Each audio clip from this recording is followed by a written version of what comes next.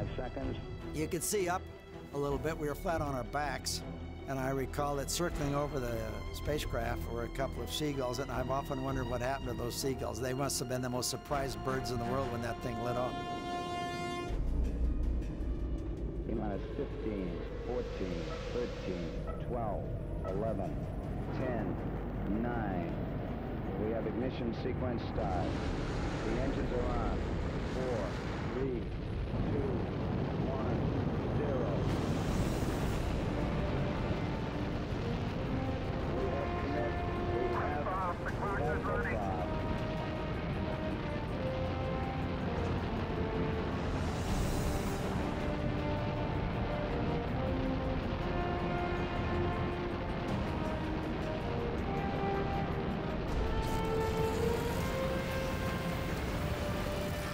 Sideways shaking was unbelievable.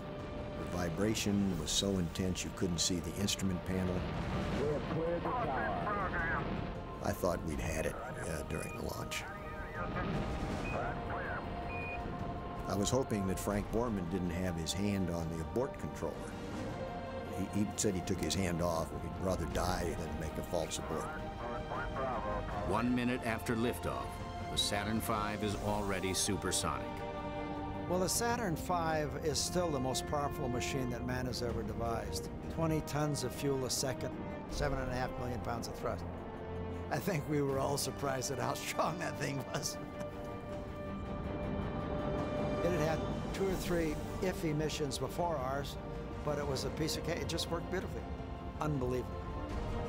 5 engines in the first stage blast the Saturn V to 7 times the speed of sound. The second stage cut in. Big bang. At 40 miles high, it's still accelerating. When you staged, you were thrown forward in the belts and then backward in the belts. And I thought I was being catapulted through the instrument panel. And the thrust looks good. All engines, all sources show the stage is burning perfectly. The third stage fires twice. First, the boost into orbit. The second burn takes the crew of Apollo 8 where no men have ever been, deep space. There was no way that the Earth's gravity could hold us back any longer.